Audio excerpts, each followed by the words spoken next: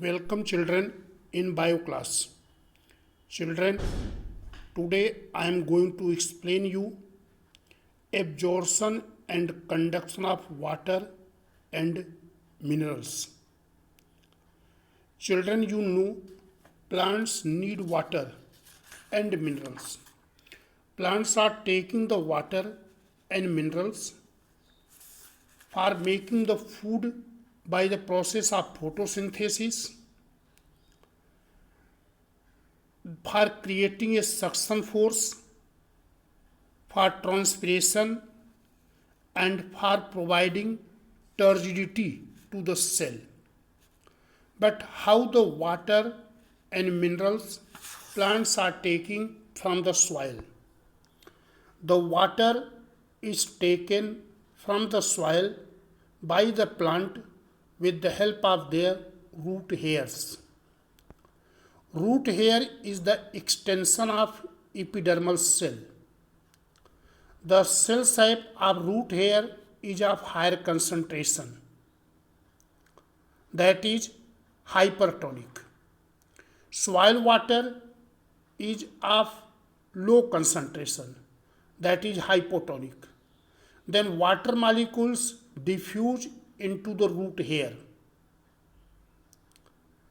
and from the root hair water is coming into the root of the plants, then it comes to the stem, and from the stem water will reach to the leaves of the plant, to the flower of the plant, and to the fruit. Children, you know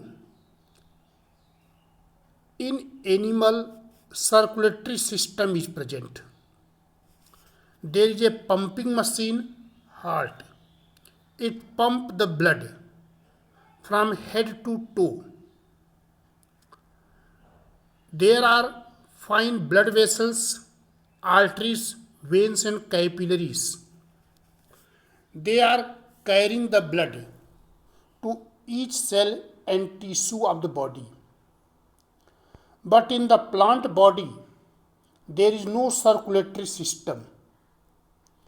For the conduction of water and minerals, there are xylem, tracheids, xylem vessels, and they are conducting the water. And for the transportation of food, there is phloem. But now question is how the plants will take water and minerals from the soil,